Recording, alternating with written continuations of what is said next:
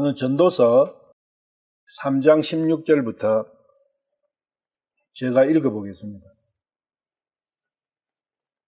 또 내가 해 아래에는 재판정에도 사악함이 있고 어의 곳에 불법이 자리하고 있도다. 마음속으로 이르기를 하나님께서 의로운 자와 사악한 자를 심판으로 분리하시리니 이는 완전한 행복을 주시는 일을 하실 때가 있기 때문이라 하였도다. 마음속으로 아담의 아들에게 경고하여 이르기를 하나님께서 그가 짐승과 다름없는 줄을 밝히 드러내실 것이라 하였노라. 짐승에게 닥치는 것이 아담의 아들에게도 일어나니 곧 한 가지 일이 그들에게 일어나느니라. 짐승이 죽으면 다른 것도 죽나니 참으로 그들이 한 영을 가졌도다. 그러나 사람이 짐승보다 나은 것은 하나님의 생명의 숨을 쉴 수 있다는 것이라. 흙에서 나온 것은 다시 흙으로 모두 한 곳으로 되돌아가겠지만 위로 채어 올라가는 사람의 영과 땅 아래로 내려가는 짐승의 영을 누가 알리요? 그러므로 사람이 하나님의 영을 상속유산으로 받는 이 일보다 더 기쁜 것은 없는 줄을 아노니 후일에 그를 데리러 오실 분이 누구이겠느냐? 22절까지. 전도서를 하고 있는데 전도서는 전도하는 거예요. 전도할 때 이런 내용으로 전도한다는 겁니다. 전도서라는 이름이 그렇지 않습니까? 전도할 때 이런 내용으로 하면은 전도가 된다 그 이야기죠. 책 제목만큼 더 중요한 게 어디 있겠습니까? 책 제목이 전도서인데 요사이 전도 많이 이제 이야기를 하지만 선교라는 것도 전도죠. 그러면 이 전도서의 제목 이름이 우리 한글로 전도서고 영어로는 에클레시아고 히브리어로는 샬렛이에요. 선포한다는 겁니다. 프리칭이에요. 프리칭은 설교입니다. 이 설교가 전도를 하기 위해서 하는 게 설교라는 거죠. 그리고 예수님께서는 선포하셨어요. 예수님께서 가장 먼저 침례를 받으시고 또 사탄에게 시험 받으시고 한 이후에 가장 먼저 하신 말씀이 선포하여 이르시되 설교하셨다고 해요. 전도를 하셨다는 거예요. 선포하여 이르시되 회개하라 하늘의 왕국이 가까이 왔느니라. 결국은 전도라는 것은 선포는 하늘의 왕국이 가까이 왔느니라. 회개하고 하나님의 왕국의 복음을 믿으라. 그 말씀이 전도의 핵심이라는 겁니다. 시작과 끝이 그 내용이라는 거예요. 예수님께서 실제로 육신을 입고 오셨어도 그 말씀을 하셨고 이 샬렛이 전도서가 샬렛이 생명을 받으라. 주제가 그 생명을 받으라지 않습니까? 하나님의 생명에 숨을 쉬어라. 생명을 받으라. 이 말씀인데 지금 전도의 내용은 과연 어떤 내용이 주제를 이루고 있는가? 지금 이 시점에서 전 세계적으로 수없이 많은 전도사들이 혹은 목사들이 설교를 하고 전도의 현장에서 복음을 선포하고 있는데 그 내용이 과연 어떤 내용이냐? 그런 부분을 오늘 살펴볼 거예요. 찬송에서도 참복음을 전한다고 했어요. 참복음. 가짜복음도 있다는 거죠. 참복음 그 내용하고도 일맥상통하는 거죠. 전도서는 성경 66권 중에서 전도를 하는데 가장 핵심적인 책이라는 겁니다. 그래서 이름이 전도서죠. 저도 전도를 받았고 누구로부터? 이 많은 사람들이 전도를 받았잖아요. 그리고 또 받은 내용을 가지고 또 전도를 다른 사람에게 하고, 과연 이 전도서가 얼마만큼 내용이 전도를 하는데 쓰여지고 있느냐? 그걸 볼 때는 거의 한 단어, 한 구절, 글쎄요, 한 구절도 저는 전도서는 들어보지를 못한 것 같아요. 처음에. 그러면 이 전도서는 하나님께서는 전도할 때 이런 내용을 하라 해가 전도서라고 책을 딱 주셨는데, 실제 이 현장에서 일어나고 있는 전도의 내용은 이 내용하고 너무 동떨어져 있는, 그렇게 보면은 참복음하고는 많이 멀어져 있지 않느냐, 그런 생각도 해보는 거죠. 그림을 한 개 볼게요. 성경 말씀에서는 마가복음 1장 15절에도 복음을 믿어 회개하고 하나님의 왕국이 백성이 되라. 이게 사실은 예수님께서도 이렇게 외치셨고, 처음부터 많은 그 선지자들이나 다 이렇게 외쳤어요. 바울 사도가 이렇게 외쳤고, 요한이 이렇게 외쳤고, 베드로도 외쳤고. 근데 이게 세월이 쭉 흘러오면서 이 내용이 바뀌어버렸어요. 그래서 지금 이 시대는 어떻게 바뀌었느냐? 이렇게 바뀌었어요. 주 예수를 믿으라. 예수천국 불신불지옥 이렇게 바뀌었다고. 대리치, 666. 과연 이런 게 성경에 있습니까? 주 예수를 믿으라 이 말씀은 있지만 나머지 내용은 없는 내용을 갖다 짜집기를 했어요. 그럼 성경의 모든 내용이 이러한 간단한 한 개의 단어들 안에 들어있다는 이야기냐? 과연 이게 뭔 내용이냐는 거죠.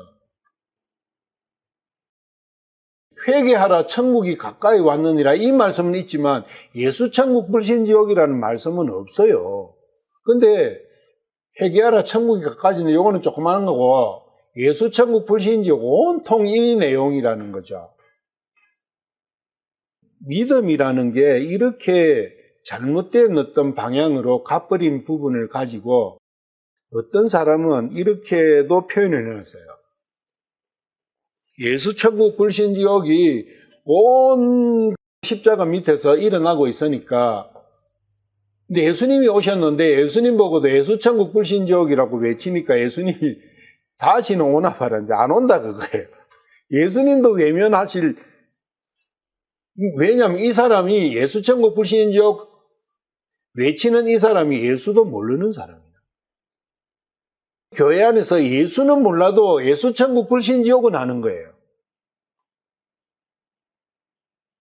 이 이상하지 않습니까? 천국과 지옥은 아는데 예수님은 몰라요. 그러면 그게 뭐예요?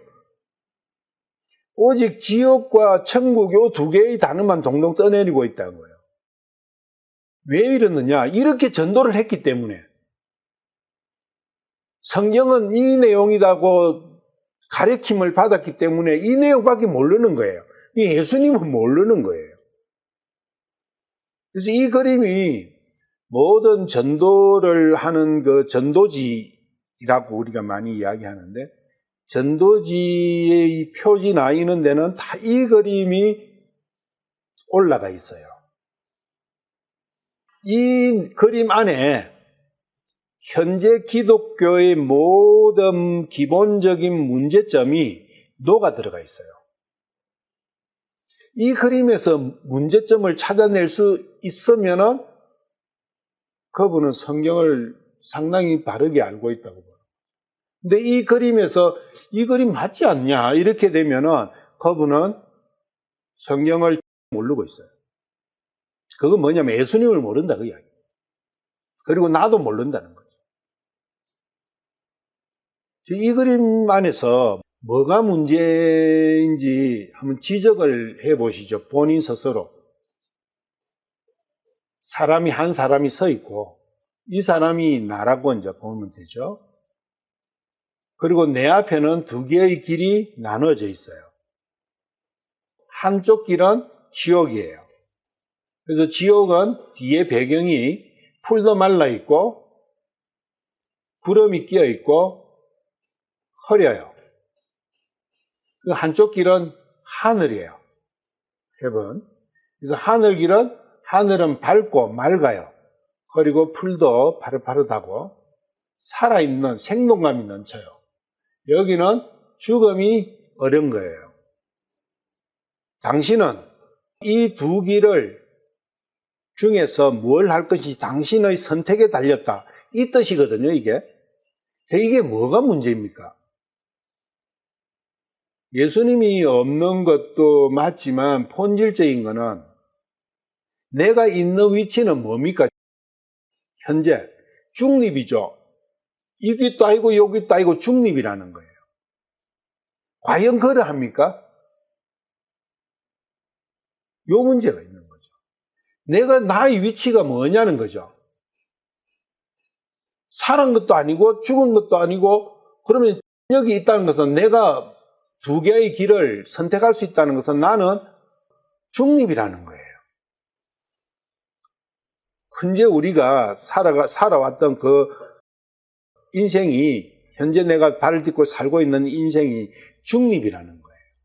과연 그러합니까? 여기서 선택을 해야 되는데 요렇게 가야 구원을 받는다. 그래서 뭐냐면 요렇게 가면은 당신이 요 길을 선택하면 당신이 육신이 죽었을 때 천국 간다. 요 길을 선택하면은 당신이 살아가다가 육신이 죽으면 지옥 간다. 근데 성경에서는 그게 아니라는 거죠. 미래 시제가 아니고 지금 천국 간다. 그건 이렇게 바뀌어야 되는 거죠. 그래서 이거 있다 보니까 모든 믿음은 미래에 가 있어요. 믿는 이유가 미래에 가 있다. 그런데 이것은 언제 올지도 몰라요.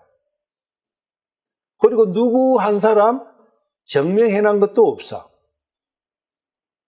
믿는다 하지만 뭘 믿어요? 믿는 게 없어요. 그리고 지금 자기의 위치는 아무것도 아니야. 문제도 없어. 이게 성경을 너무나 오해하게 만들어버린 거죠. 이렇게 바뀌어야 된다는 거죠. 지금 현재 나는 지옥에 있다는 거예요. 내가 있는 위치가 내 포지션이 지옥에 있는 거예요. 죽어 있는 거예요. 너는 죽어 있어 지금. 그리고 너는 지옥 땅속의 옥에 갇혀 있어. 그래서 거기서 빠져나와야 된다. 생명을 얻어야 된다. 살아나야 된다. 하나님의 왕국으로 지금 옮겨라. 옮겨진다. 그 말씀을 하고 있는 거거든요.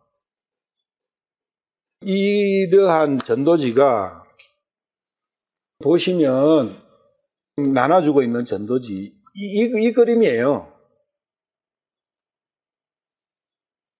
그러면 이 안의 내용은 보나 안 보나 뻔한 거 아닙니까? 이 그림을 설명한 거니까. 이게 유독 미얀마에서만 그러겠느냐? 전 세계가 다 그렇다는 거예요. 미소땅 선교회라는 이름으로 선교 일을 하고 나섰어요. 현재 되고 있는 선교의 문제점을 우리가 정확하게 봐야 되는 거죠. 뭐가 문제인지. 지금까지 내가 배워왔던 그 성경의 주 내용이 얼마만큼 엉터리였던지 이런 간단한 그림 속에서도 찾아낼 수 있다는 거죠. 요한복음 5장 24절에 진실로 진실로 내가 너희에게 이르노니 내 말을 듣고 또 나를 보내신 분을 믿는 자는 영존하는 생명이 있고 또 정죄에 이르지 아니하리니 사망에서 벗어나 생명으로 옮겨졌느니라. 사망에서 벗어나 생명으로 옮겨졌다. 그게 완료형이에요. 현재 완료라고요. 믿으면 옮겨진 거지 미래가 아니라고요. 이 앞으로 일어날 길이 아니라고요. 지금 일어날 현상이라고. 그리고 사망에서 생명으로 가는 거예요. 천국이냐 지옥이냐 그 선택이 아니고 사망에서 생명으로 옮겨지는 거예요. 이게 그런 문제를 다 덮어버린 거예요. 이 그림 한 개가. 성경의 모든 것을 미래로 갖다 놔버리니까 현재는 뭐냐 그거죠. 실제 모든 성경의 그 믿음의 결과는 현재 내가 바뀐다는 겁니다. 바뀔 수 있다는 거예요. 그리고 바뀌어져야 된다는 거죠. 지옥에서 천국으로. 내가 지옥에 있는데 천국으로 지금 옮겨야 된다는 거예요. 나중에 선택이 아니라는 거예요. 사망은 선택이 아니에요. 지옥은 선택이 아니에요. 지옥은 내가 처해져 있는 상태예요, 그냥. 그거는 자기가 몰라서 그렇지 확정이에요. 지옥에서 빠져나와라는 거죠. 지옥에 가지 말아라가 아니고 지옥에서 빠져나와라는 거예요. 그게 구원이에요. 건져낸다는 겁니다. 건져낸다는데 구원은 건져주는 거지 않습니까? 어디에서 건져주는 거예요?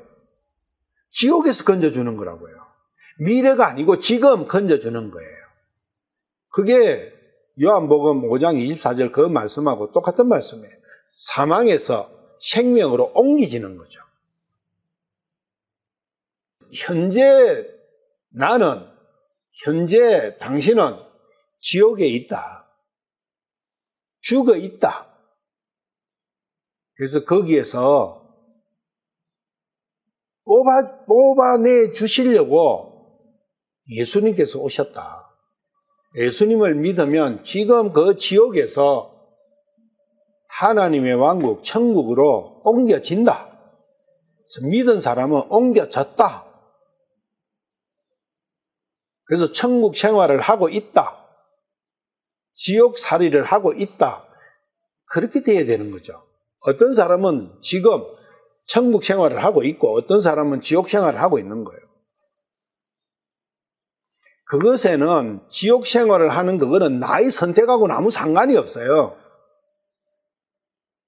근데 우리는 지옥도 내가 선택할 수 있는 것처럼 배워버린 거예요. 미래로 같은 말.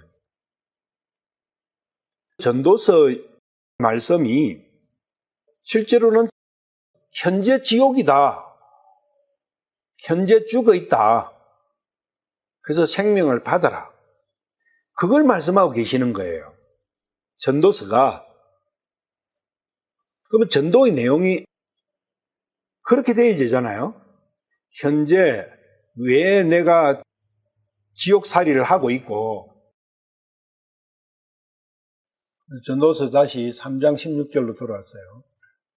또 내가 해 아래는 재판정에도 사악함이 있고 의곳에 불법이 자리하고 있도다. 17절 마음속으로 이르기를 하나님께서 어려운 자와 사악한 자를 심판으로 분리하시리니 이는 완전한 행복을 주시는 일을 하실 때가 있기 때문이라 하였도다. 여기 보면 재판정이 나오고 의곳이라는 곳이 있어요. 재판정, 의자리. 그리고 어려운 자와 사악한 자를 심판하신다는 거예요. 여기 16절, 17절은 항구절인데 사실은. 어려운 자와 사악한 자가 누구냐? 어디에 있는 사람이냐? 이 정체가 누구냐? 그게 알아야 돼요. 여기는 어려운 자라기보다는 의와 악이에요, 사실은. 의와 악을 심판으로 분리하신다. 이 일이 언제, 어디에서, 언제, 어떻게 일어나는 것이냐, 이제 그 부분에서 이걸 전체 인류사적으로 생각하니까 아까 그러한 그림이 나오는 거죠. 그게 아니고 한 사람의 안에서 일어나는 일이라는 거예요.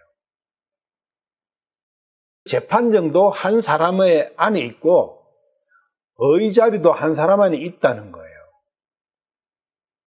해 아래와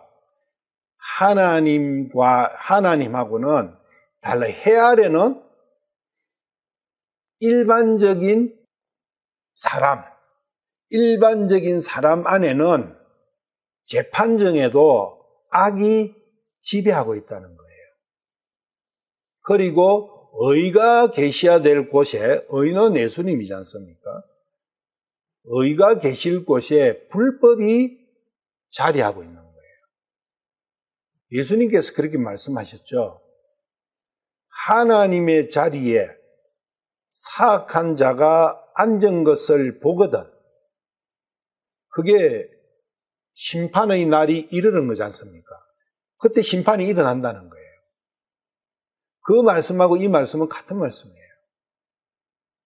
17절은 마음속으로 이르기를.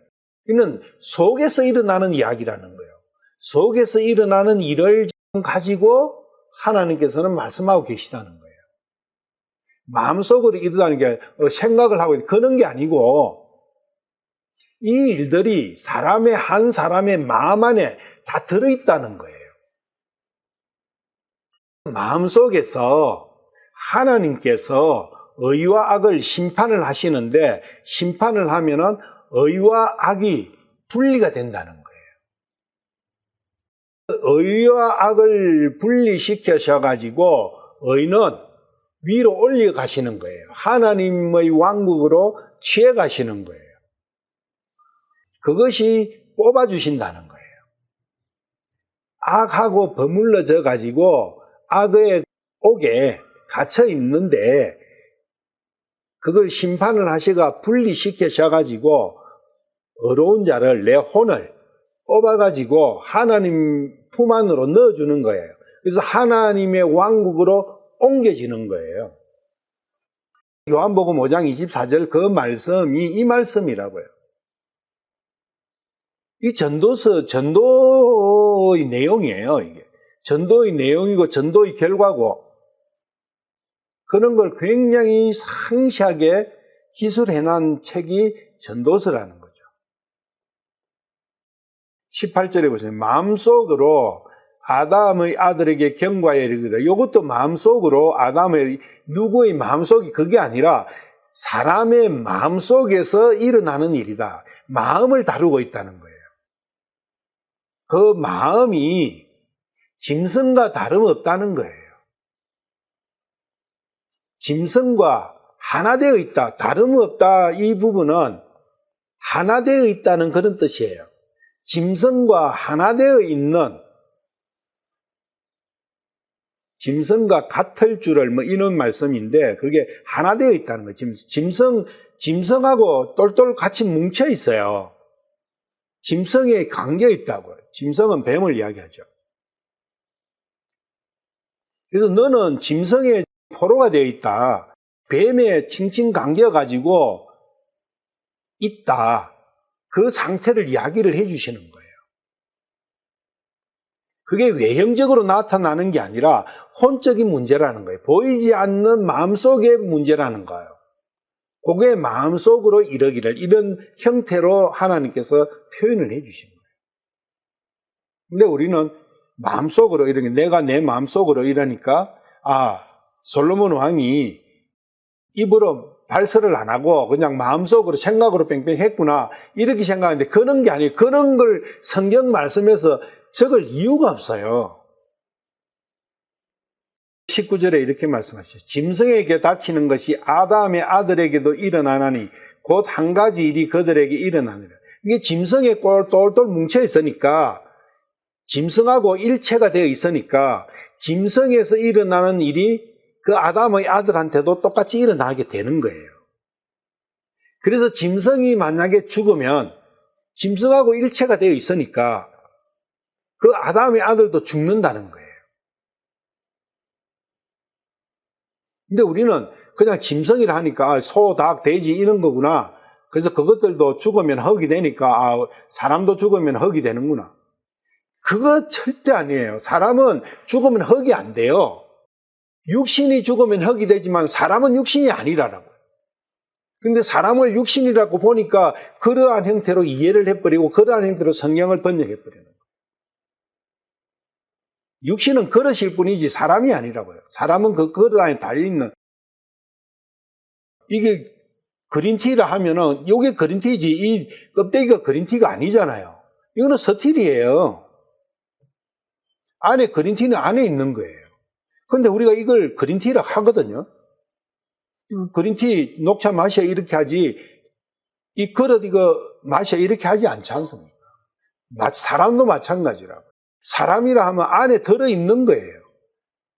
이 껍데기는 그 내용물을 사람을 담고 있는 그릇이라고요. 근데 우리는 그릇을 사람이라고 봐버리는 거예요. 이 녹차를 컵 먹어 이렇게 돼버리는 거예요. 말이 안 맞죠? 근데 우리는 안 맞는 말을 성경에서만 유일하게 맞다고 인정하고 있는 거예요. 이 컵 마셔 이러면은, 야, 아니야. 그건 너 잘못 알고 있어.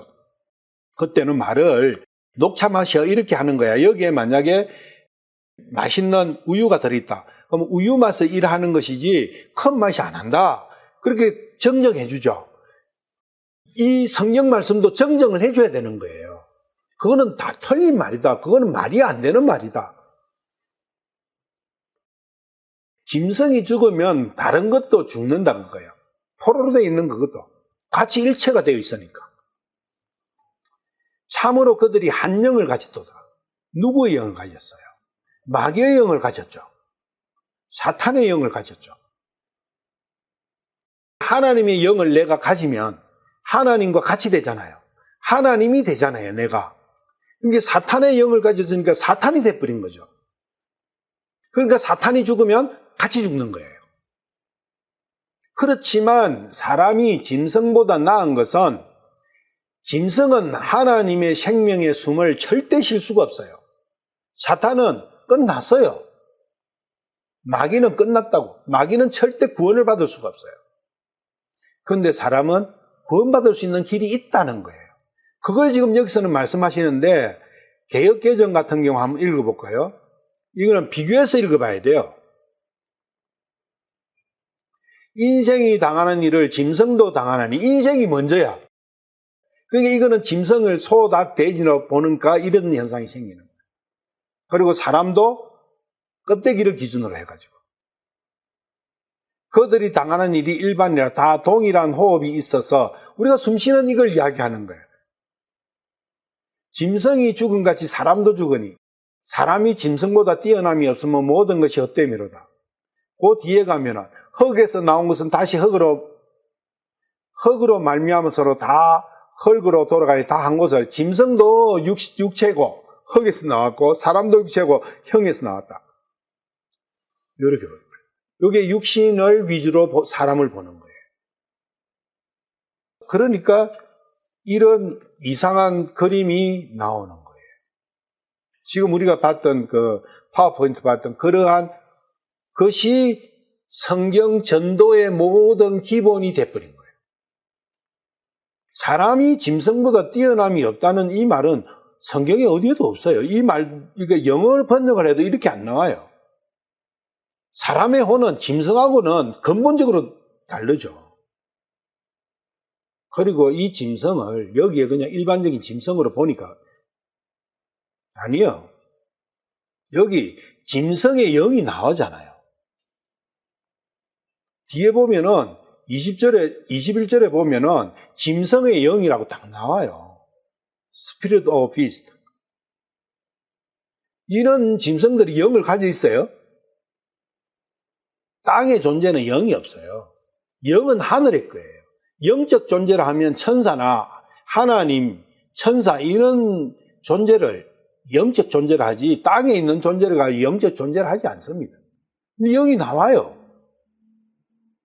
이러한 문장을 가지고 짐승도 영이 있다, 혼이 있다 이런 형태로 해가지고 그 짐승의 혼이 있으니까 존중해야 된다 이런 사상으로 여기 짐승은 계시록이 나오는 그 짐승이에요. 적그릇이더라고. 마귀고 사탄이고 용이고 뱀이고. 전도서의 모든 내용이 지금 사람은 허무하다고 했지 않습니까? 그 허무하다는 게 지금 네가 있는 위치는 사망의 위치고 지옥이다. 네가 있는 데는 지옥이다. 그걸 이야기하는 거예요. 그 지옥에서 너가 죽어 있는 데서 살아나라. 그리고 하나님의 품으로 들어가라. 하나님의 왕국을 옮겨라. 그걸 해주시기 위해서 하나님께서는 이러이러한 일을 하고 계셨다. 그리고 그걸 실체화시키시기 위해서 앞으로 오실 것이다. 그걸 계속 이야기하고 계시는데 그걸 싹 다 빼버리고 바꿔버린 거예요. 그걸 사람을 육신으로 기준으로 봐버립니다. 그런 엉터리가 나와버립니다.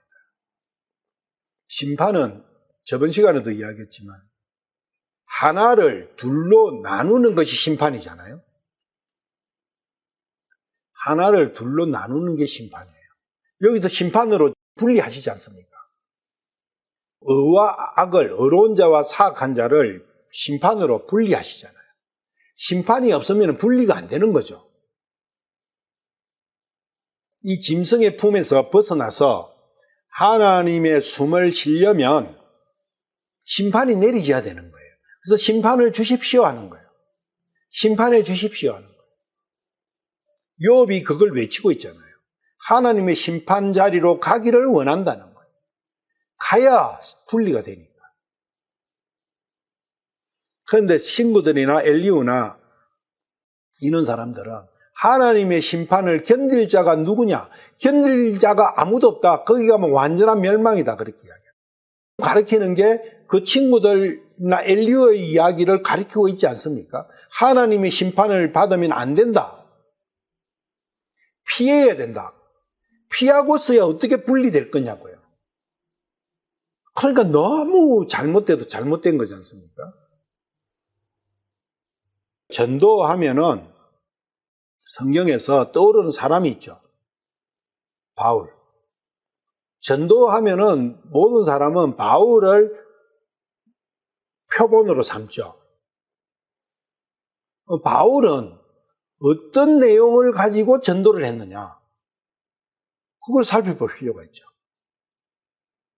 바울이 전도한 내용으로 전도하면 되는 거예요. 요한 사도가 전도한 내용으로 전도하면 돼요. 베드로 사도가 전도한 내용으로 전도하면 돼요. 그게 표준이에요. 그러니까 그 사람들이 전도한 그 내용을 성경에 실어놨지 않습니까? 근데 아까 우리가 그러한 예수천국, 불신지옥, 그거는 성경에 없어요. 성경에 없는 걸 갖고 전도를 하고 있으니까 이거는 엉뚱한 데로 가도 너무나 엉뚱한 데로 간 거 아니에요? 대표적으로 바울 사도의 전도가 한 내용이 사도행전 17장이 있어요. 사도행전 17장 22절부터 32절까지. 아테네 사람들에게 전도한 내용이에요. 아테네는 그 당시에 철학이 전 세계의 중심이었어요. 문화, 사상, 철학, 인문, 모든 그 법, 이런 것들의 표준이 아테네였어요. 그 아테네, 세상의 모든 생각을 지배하고 있는 그 아테네의 중심에서 바울 사도가 전도를 한 거예요. 그 내용입니다. 그러면은 바울 사도가 어느 지역을 가도 이 내용을 가지고 전도를 했다는 걸 우리가 알 수가 있는 거죠. 그 당시 아테네에서 설교를 한 내용이라면 그것은 전 세계를 향한 선포라는 거예요. 그래 생각하시고 보자고. 그때 바울이 마르스의 언덕 한가운데 서서 이르되 너희 아테네 사람들아 내가 알고 보니 너희가 모든 것에서 지나치게 미신에 사로잡혀 있도다. 미신은 모르는 거예요. 모르는. 그러니까 아무것도 모르고 이래 하는 그러한 부분.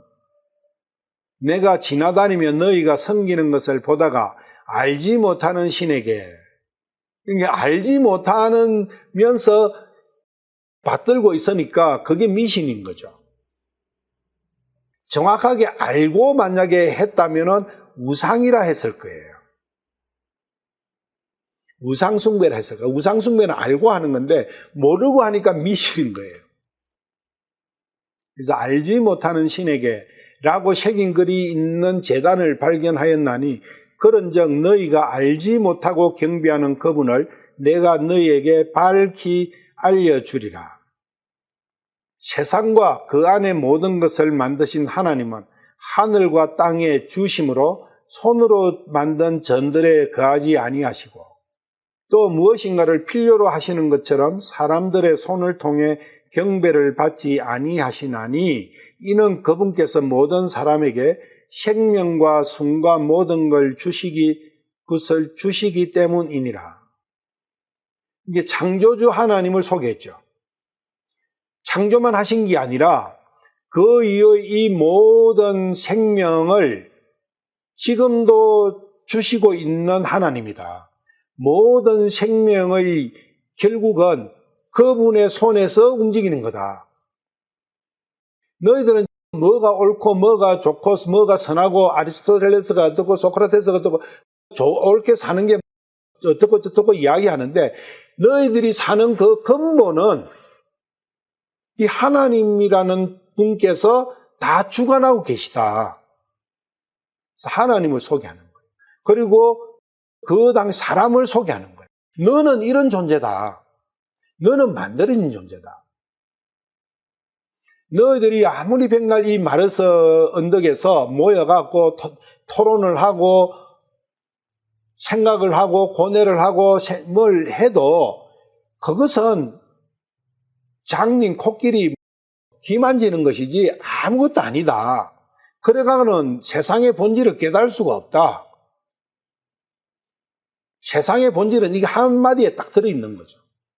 너희는 만드신 존재고 너희들 만드신 분이 계시고 그분이 지금도 역사하고 계시고 지금도 모든 생명의 현상을 그분께서 주고 계시다. 그것을 설파한 거죠. 그래서 하나님과 사람에게 대해서 하나님은 어떤 분이시고 나는 누구다는 것을 가리킨 거죠. 그리고 26절 또 그분께서 사람들의 모든 민족들을 한 피에서 만드사 온 지면에 거하게 하시고 미리 정하신 때와 그들을 위한 거주의 경계를 정하셨으니 너희 조상은 한 사람이다. 아담을 가르쳐 주시는 거예요. 그리고 너희들은 한 사람의 조상으로부터 나왔기 때문에 다 동일하다. 뭔가 얼굴이 조금씩 생김새가 다르고 뭔가 피부 색깔이 약간 다르고 머리 색깔이 약간 다르다. 그건 다른 게 아니다는 거예요. 살아가는 거주의 경계를 그분께서 정하신 게 있다. 그건 우리가 일반적인 육신을 가지고 살아가는 그 한계도 있지만 더 중요한 것은 내 혼이 생각하고 기억하고 뭔가 하는 여러 가지 혼의 작용이 있잖아요. 마음의 작용. 그 마음의 작용에 한계가 있다는 거예요. 그것도 하나님께서 다 바운더리를 쳐놨다는 거예요. 너희들이 똑똑하다고 막 그렇게 하지만 그 한계가 있다. 그래서 절대적으로 너희들은 참 진리에 너희들의 머리로, 너희들의 생각으로, 너희들의 연구로는 참 진리에 도달할 수가 없다. 왜냐하면 그때 그 마리스 언덕에서 진리가 무엇이냐에 대해서 토론했고 거기서 생각하고 거기에 대해서 글을 썼거든요. 28절 이는 우리가 그분 안에서 살며 움직이며 존재하기 때문이라. 어떻게 살든 간에 그분의 손안에 있다는 거예요. 하나님의 손안에 우리는 있다는 거예요. 그러한 존재, 내라는 존재의 한계를 인식해야 된다. 너희의 시인들 중에 어떤 사람들도 이르되 우리 또한 그분의 후손이라 하였나니 어떤 시인의 후손이라는 거예요. 사람은 어디서 뚝 떨어진 게 아니고 그런즉 우리가 하나님의 후손일진데 하나님의 신격을 결코 사람의 기술이나 고안으로 새긴 금이나 은이나 돌 같은 것으로 생각할 것이 아니니라. 그래서 하나님은 보이시는 분이 아니라는 거예요. 하나님의 신격은 결코 보이는 데 있지 않다. 보이는 걸로 표현할 수가 없다. 30절. 하나님께서 이같이 무지하던 때를 눈감아 주셨으나 이제는 모든 곳에서 모든 사람에게 회개하라고 명령하시나니. 돌아서야 된다. 지금은 너희들이 살고 있는 이 땅에 이 포지션에 그대로 눌러 있으면 안 된다. 그것이 지옥이다. 너희들은 사망에 처해져 있다. 죽어 있다. 그걸 설파하는 거예요. 회개하라는 것은 지금 있는 데서도 돌아서야 된다. 사망에서부터 돌아서라. 지옥에서부터 돌아서라. 빠져나오려고 하라. 그래서 참 아버지를 찾아라는 거예요. 왜 회개해야 되느냐? 31절에 그 말씀이 나와요. 이는 그분께서 한 날을 정하사 그 날에 자신이 정하신 그 사람을 통하여, 자신이 정하신 그 사람은 예수님이에요. 그 사람을 통하여 세상을 의로 심판하실 터이기 때문에 이 말씀과 방금 우리가 본 전도서 3장 17절 말씀, 의로운 자와 사악한 자를 심판으로 분리하시는 것 같은 말씀이에요. 통하여 세상을 의로 심판하실 터이기 때문이라 그분께서 그 사람을 죽음으로부터 살리심으로써 모든 사람들에게 그 일에 대한 확신을 주셨느니라 한다. 예수님이 죽음에서 살아나셨듯이 모든 사람도 죽음에서부터 생명을 받고 살아날 수 있다. 근데 이 말씀을 전부 다 육신의 관점으로 보니까 미래로 갖다 붙여요. 왜 육신은 살아있지 않습니까? 지금 살아있는데 살아나는 게 이상하니까 육신이 죽었을 때 이야기를 하고 있는 거예요. 사람은 육신이 아니라는 거예요. 혼은 죽어 있어요, 이미. 미래가 아니라 지금이에요. 17장 32절. 그들이 죽음에서 부활하는 것에 대하여 들을 때에 어떤 사람들은 조롱하고 다른 사람들은 말하기를 이 일에 대하여 우리가 네 말을 다시 듣겠다 하니, 많은 사람은 조롱했겠죠. 내가 지금 살아있는데 무슨 소리를 하느냐. 분명히 바울 사도는 현재를 두고 이야기를 한 거예요. 현재를. 그러니까 무엇이라 하느냐, 내가 지금 살아있는데 무슨 또 살아라 하느냐, 이게 조롱하는 거죠. 미래에 육신을 갖고 이야기한 게 아니라는 거예요, 바울 사도는. 그러니까 이 사람들이 조롱하는 거죠. 지금도 똑같을 거예요. 여기 시장터에 나가서 당신들은 죽어 있습니다. 살아나십시오. 이렇게 이야기하면은 어떻게 생각하죠? 이와 똑같은 반응이 오겠죠. 대부분의 사람은 조롱하겠죠. 저 미친놈을 봐라, 이렇게 하겠죠. 그런데 어떤 사람들은 뭔가가 이 삶에 대해서, 삶의 한계에 대해서 많은 고민을 했던 사람이라면 생각하겠죠. 저게 무슨 말인가? 그 2000년 전이나 지금이나 똑같다고요. 28장, 사도행전 28장 23절. 그들이 그를 위해 한 날을 정하고 많은 사람이 그에게 나와 그의 숙소로 들어오니 그가 아침부터 저녁까지 모세의 율법과 대언자들의 글을 가지고 예수님에 관하여 그들을 설득하며 그들에게 하나님의 왕국을 풀어 설명하고 증언하니라. 바울 사도가 한 이야기는 예수님이 누구신가? 그리고 하나님의 왕국이 왜 필요한가? 하나님의 왕국을 설명할 때는 왜 설명했겠어요? 하나님의 왕국의 백성이 되라는 거죠. 그 당시에 아테네가 로마의 속국이었어요.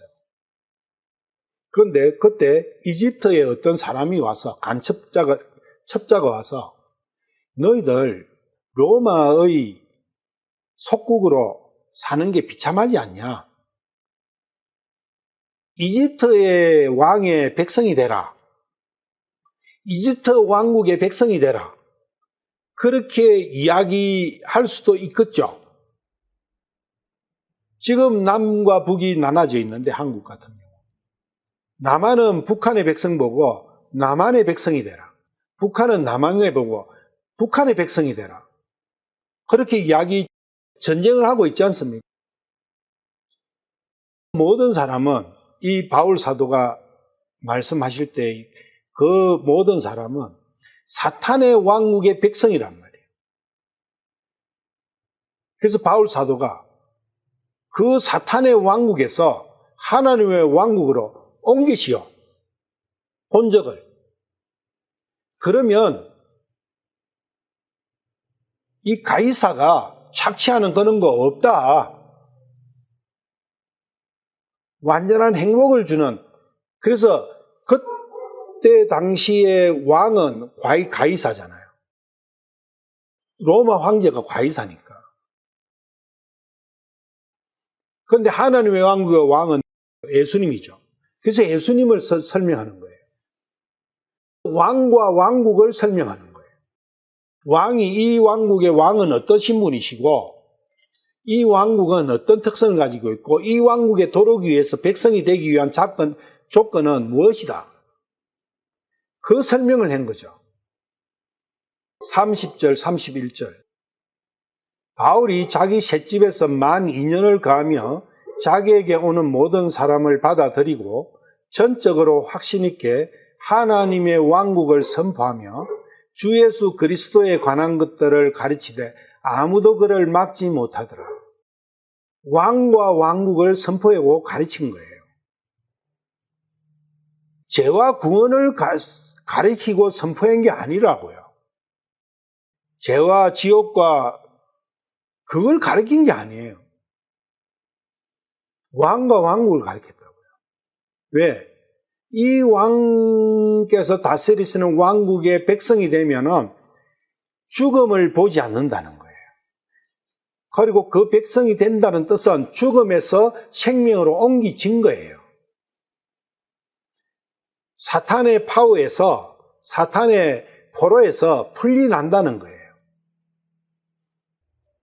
미래가 아니라고요. 당연히 이런 형태로, 이런 내용으로 전도해야 되지 않습니까? 그러니까 성경에 전도는 이렇게 하는 것이라고 딱 보여주신 거지 않습니까? 근데 어떤 사람도 구원을 전하지 않았어요. 구원을 이야기하라고 하지 않았어요.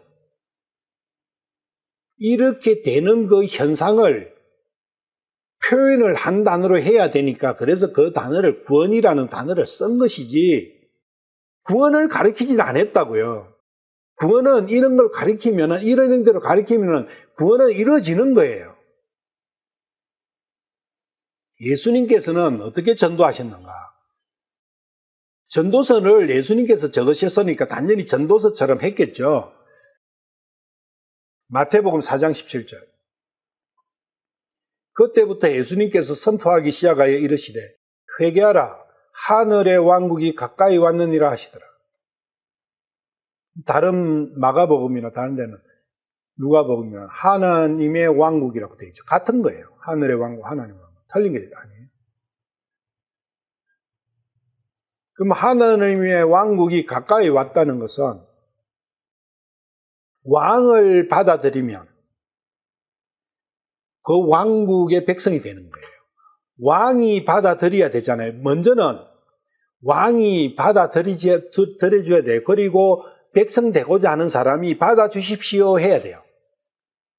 왕께 저를 당신의 왕국의 백성으로 삼아 주십시오 해야 돼요. 그러면 그 왕께서 판단을 하시잖아요. 그래, 너는 내 백성이야. 오늘부터 받아줄게. 이렇게 되면은 백성이 되는 거거든요. 그 마음이 합쳐져야 돼요. 우리가 기도할 때 주님, 저를 구해 주십시오. 저를 받아 주십시오. 제가 믿나이다 하는 그게 다 뭐냐면 저는 하나님의 왕국이 백성이 되고 싶습니다. 그래서 당신의 지배를 받고 싶습니다. 당신의 다스림을 받고 싶습니다 하는 고백을 해라는 거예요. 그 고백을 하는 게 뭐냐면 회개라는 거예요. 그러면 지금 있는 왕이 싫다는 거죠. 지금 있는 왕을에서 돌아서서 내가 가고자 하는 왕국의 왕께로 내 얼굴과 손을 향하는 그것이 회개라는 거예요. 돌아서서 입을 여는 거죠. 저를 받아주십시오. 아니면은 복을 주십시오.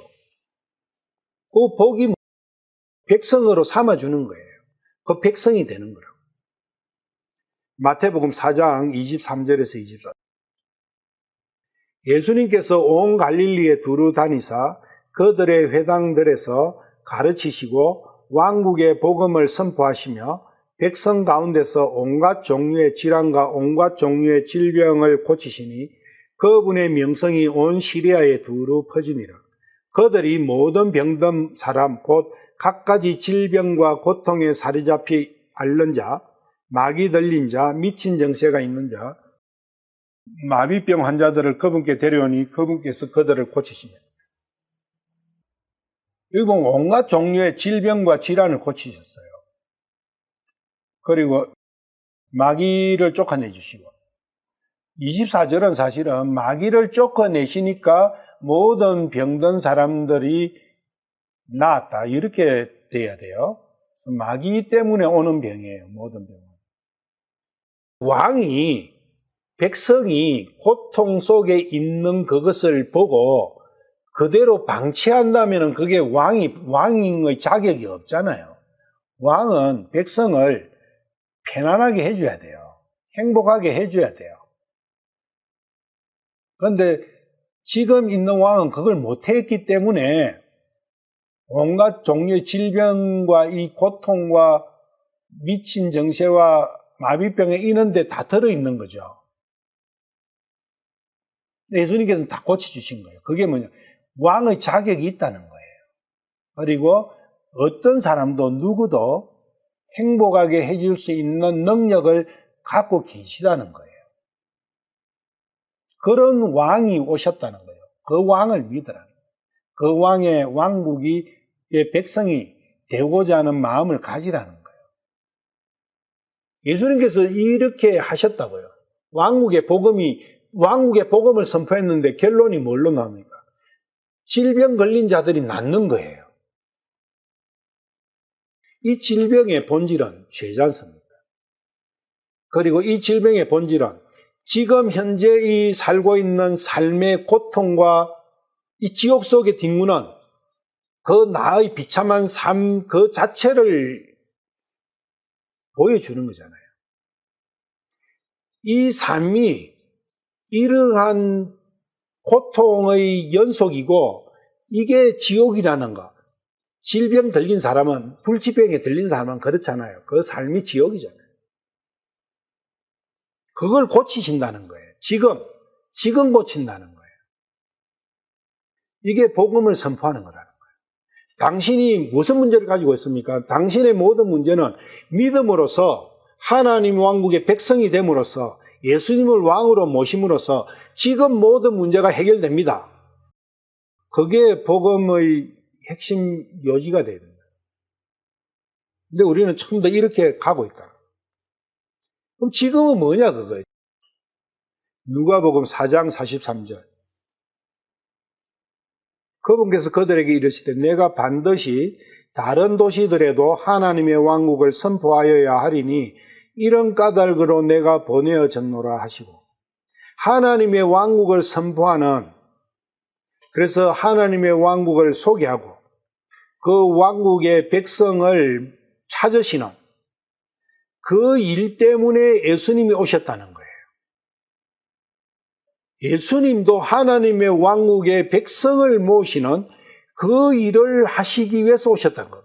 그게 전도라는 거예요. 전도하러 오셨다는 거예요. 그런데 그 전도를 어떻게 했냐? 하나님의 왕국의 백성을 모아는 거예요. 그래서 왕국과 왕을 풀어 설명하는 거예요.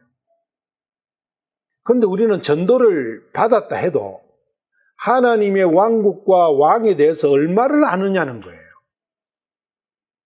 그리고 현재 나의 처해진 상황에 대해서 얼마를 아느냐는 거예요. 50인생, 60인생을 살면서 고작 재찾아보니까 너무나 없어. 친구한테 욕 한 번 한 그런 거 겨우 찾아가지고 죄를 삼아가지고 구원받았다고. 그런 내용이 성경에 어디에 있냐는 거예요. 그러면은 하나님의 왕국의 그 왕이 얼마나 째째한 사람이에요. 내보다도 더 째째한 사람이에요. 마태복음 1장 20절에서 23절. 그가 이 일들을 생각할 때 보라, 주의 천사가 꿈에 그에게 나타나 이르되 너 다윗의 자손 요셉아, 네 아내 마리아 취하는 것을 두려워하지 말라. 그녀 안에 수태된 그것은 성령님으로 말미암았느니라. 그녀가 아들을 낳으리니 너는 그의 이름을 예수라 하라. 이는 그가 자기 백성을 그들의 죄에서 구원할 것이기 때문이라 하니라.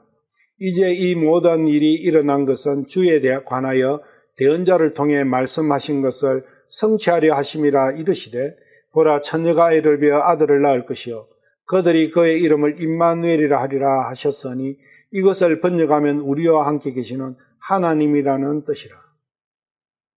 그래서 왜 하나님께서 육신을 입고 이 땅에 오시느냐? 자기 백성을 그들의 죄에서 구원해서 자기 백성으로 삼아주시기 위함이라는 거예요. 백성이란 백성. 그 왕국의 백성이 되느냐 안 되느냐. 그러려면은 하나님의 왕국은 얼마나 좋고 그걸 프로모션 해야 되지 않습니까? 하나님의 왕국의 백성을 모아러 오셨으면 하나님의 왕국을 프로모션 해야죠. 그리고 지금 속해 있는 왕국의 문제점을 깨닫게 해줘야죠. 근데 그게 아니고 이것은 미래에 어떤 있을지 없을지도 모르지만 하여튼 성경에는 있다 하니까 미래에 있는 그것을 지옥과 천국을 대비해가 설명해 주는 거예요. 지금이라는 거예요. 침례 요한도 마찬가지. 마태복음 3장 2절. 이르되 너희는 회개하라. 하늘의 왕국이 가까이 왔느니라 하였으니. 지금 있는 데서 돌아서라. 하나님의 왕국이, 하늘의 왕국이 가까이 왔다. 지금 있는 데서 왜 돌아서야 되는데? 이 그림으로 인하면은 지금 회개할 필요가 없어요. 선택하면 돼. 그러니까 구원파 같은 데는 회개를 가르치지를 못하는 거예요. 선택인데 무슨 회개냐고요. 마태복음 3장 11절. 참으로 나는 회개에 이르도록 너에게 물로 침례를 주거니와 내 뒤에 오시는 분은 나보다 능력이 더 있으시며 나는 그분의 신발을 나를 자극도 없노라. 그분께서는 너희에게 성령님으로 침례를 주시고 불로 침례를 주시리니 그 손에 키를 들고 자신의 타작마당을 철저히 정결케 하사 자신의 알곡 업무와 곳간에 들이시되 쭉정이는 끌 수 없는 불로 태우시리라 하니라. 침례 요한 성교. 그래서 침례 요한은 회개에 이르도록 하는 거예요. 회개에 이르려면 지금 있는 여기가 지옥이구나. 그걸 가르치는 거예요. 그게 율법이 그걸 가르친다는 거예요. 율법은 침례 요한까지며 율법 속에서 우리는 회개할 필요성을 알게 되는 거예요.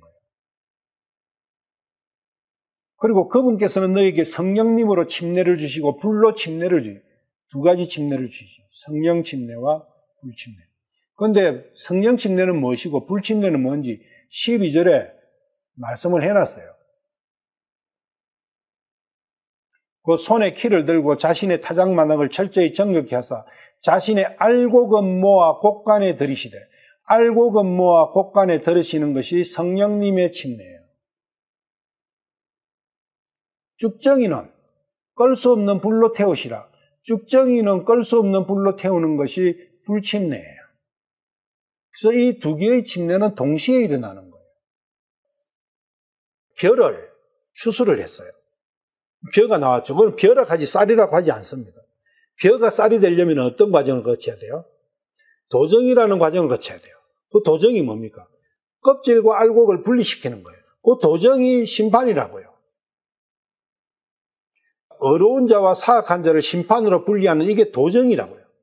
그래야 도정을 하면은 알곡이 나오지 않습니까? 그 알곡을 하나님께서 드시는 거예요. 알곡을 제사 드시는 거죠. 제사를 드리는 거예요. 그런데 쭉정이가 처음부터 필요 없습니까? 아니죠. 쭉정이 없이 알곡만 처음부터 해가지고 알곡만 달랑달랑 달릴 수 있는 방법은 없는 거예요. 처음에는 쭉정이밖에 없어요. 벼 자르는 거 딱 보면은 처음엔 쭉정이밖에 없어요. 그런데 그 쭉정이 안에 알이 점점 커져요. 빛을 받으면. 그리고 밑에서는 물이 영양을 공급해주고 위에서는 볕이 쬐주면 그 쭉정이 안에 알이 점점 커져가지고, 근데 쭉정이만 있을 때는 쭉정이가 벼의 전체인 줄로 생각하죠. 그런데 점점 커가면 알맹이가 안에 통통이 들어가가지고 알맹이가 다 익었다 하면, 다 컸다 하면은 추수를 해가지고 껍데기를 벗겨내버려요. 그게 할례라는 거예요. 할례가 되어야 알맹이를 밥을 해먹을 수 있죠. 떡을 해먹을 수 있죠. 껍데기 채로 갈아가고 떡을 해먹을 수는 없지 않습니까? 우리의 삶도 그 하나님의 묘한 이치가 스며들어 있는 거예요. 왜 육신의 필요성이 그렇다는 거예요. 그렇지만 결국은 혼만 가져가시는 거예요. 알곡만 가져가시는 거예요. 그리고 쭉정이는 불침내로 태워버리는 거예요. 이제 역할이 끝났으니까. 근데 우리는 그 쭉정이를 벼의 본질로 생각하고 있는 거예요. 그러니까 쭉정이가 끝까지 불침내 안 당하려고 노력하는 거예요. 이게 어리석은 이야기지 않습니까? 껍질은 불 타야 돼요, 그냥. 그래서 지금 현재 일어나고 있는 대부분의 전도는 죄와 지옥과 구원이라는 거예요. 그걸 가지고는 왕과 왕국을 제대로 알 수가 없어요. 믿음이 제대로 안 생긴다는 거죠. 그래서 엉터리 전도다는 거예요. 사람들의 관심은 여기에 많이 있어요. 왜? 모든 사람들은 이 껍데기가 주로 되어 있어요. 그러니까 죄와 지옥과 구원을 이야기하면은 좋아하죠. 그런데 알곡이 중심이다 하면은 알곡은 개념이 안 잡히는 거예요. 껍데기를 버려야 된다 하면은 미친 사람이다. 그래서 이 껍데기는 짐승이다. 짐승의 지배를 받고 있는 게 껍데기다. 그래서 하나님께서는 3장에 처음부터가 뭐냐면 때에 대해서 쭉 말씀하셨어요. 때에. 전도서 3장이 1절부터 하늘 아래 모든 일에는 시기가 있고 모든 목적한 것에는 때가 있다 하면서 때에 대해서 쭉쭉쭉 이야기를 해요. 그 벼씨를 뿌릴 때가 있죠. 물 댈 때가 있고 물을 뺄 때가 있어요. 그럼 벼가 자라죠. 벼가 자라가지고 처음에는 벼줄기하고 잎만 있어요. 아무것도 없어. 근데 조금 있으면은 싹이 나와. 근데 싹이 나왔는데 가만히 보니까 껍질밖에 없어요. 근데 조금 있으면은 알맹이가 차기 시작해. 그리고 알맹이가 다 차. 그러면은 추수를 해요. 추수를 하고 탈곡을 해. 껍질을 벗길 때가 있다 그거예요. 그리고 그 알맹이만 취할 때가 있다는 거예요. 다 때가 있다는 거예요. 처음부터 뿌리자마자 알곡이 나오는 게 아니라는 거예요. 그 말씀이에요. 때라는 이야기는. 그 때가 차면 16절에 가서 이러한 일들이 일어나는 거예요. 심판을 하시는 거예요. 근데 심판하기 전에는 재판정에도 악이 지배하고 있다는 거예요. 재판정이 어디입니까? 하나님의 심판이 있기 전에 재판정은 양심이라는 거예요. 그 양심에 악이 지배하고 있다는 거예요. 양심. 우리는 양심을 선이 지배하고 있다고 생각하죠. 착각한 거죠. 그게 선악과의 이야기라는 거예요. 그래서 16절은 선악과 사건으로 돌아가야 되는 거예요. 그래서 선악과 사건으로 인함으로써 양심이 생겼고, 양심이 생김으로써 의 자리에 불법이 차지해버린 거죠. 하나님의 자리에 사탄이 앉아버린 거죠. 그것을 다시 되돌리시는 게 17절이라는 거예요. 심판이라는 거죠. 심판으로 분리시켜서 재판정은 의만, 옳음만 있는 재판정으로, 그리고 하나님이 왕자에 하나님께서 앉으시고 시온이 재건되는 거잖아요. 그것이 이 심판으로 그렇게 다시 복구된다는 거예요. 17절 말씀. 그래서 사람은 그렇게 되니까 그것만이 사람에게 기쁜 일이다. 그게 22절 3장의 마무리예요. 3장 22절이 그렇잖아요. 그러므로 사람이 하나님의 영을 상속유손으로 받는 이 일보다 더 기쁜 것은 없는 줄을 아노니 후일에 그를 데리러 오실 분이 누구에겠느냐? 예수 그리스도. 예수 그리스도께서 예수님으로서 그리스도로 오셔가지고 이 일을 해주실 거라는 거죠. 하나님께서. 하나님의 영을 상속유산으로 성령님을 받아가지고 내가 다시 생명, 새 생명을 받아가지고 받는 그것보다 더 기쁜 것은 이 세상에는 없다는 거예요. 그것을 설파하는 거예요. 그게 전도라고. 그런데 비교를 해보시면 알겠지만 개역개정이나 뭐 다른 성경하고 다른 성경, 이게 예를 들면 개역개정을 보면은 그러므로 나는 사람이 자기 일에 즐거워하는 것보다 더 나은 것이 없음을 보았나니. 사람이 자기 일에 즐거워하는 거다. 이게 도대체 무슨 말인지 알 수 있습니까? 자기 일에 즐거워한다. 뭐 살인을 하는 것도 즐거운 일이고 도둑질 하는 것도 즐거운 일이고 무슨 일이든 다 즐거운 일이네요. 이는 그것이 그의 몫이기 때문이라. 아, 살인하는 것도 내한테 주어졌구나. 해도 되네. 뭐 이런 말씀이에요, 이게. 이거는 절대적으로 해석이 안 되는 말이에요. 이걸 가지고 설명을 어떻게 할 거예요? 이걸 가지고 전도를 어떻게 할 거예요? 아, 그의 뒤에 일어날 일이 무엇인지를 보게 하려고 그를 도로 데리고 올 자가 누구이라. 이건 더 암호예요, 완전히. 그래서 전도서가 욥기도 참 문제가 많이 있다는 걸 봤지만 전도서를 제가 참 이번에 이렇게 여러 가지로 보면서 너무 이게 도대체 무슨 말인지 알 수 없는 거예요. 전도서의 성경을 쭉 읽고 그걸 설명을 하라 하면 설명할 수 있는 사람이 저는 없다고 생각해요. 그래서 전도서를 가지고는 설교 안 해요. 할 수가 없어요. 이 내용이 무슨 내용인지 감이 안 잡히는데 이게 옳든 그러든 뭔가가 줄기가 잡혀야 이야기를 할 수 있잖아요. 줄기가 안 잡혀요. 그리고 제목은 전도서예요. 전도하는 내용이라는 거예요. 내가 이 전도서를 쭉 읽고 나면은 하나님의 왕국과 그 왕에 대해서 그리고 나에 대해서 믿음이 생긴다는 이야기예요. 그런 문제가 있다. 오늘은 마칠게요.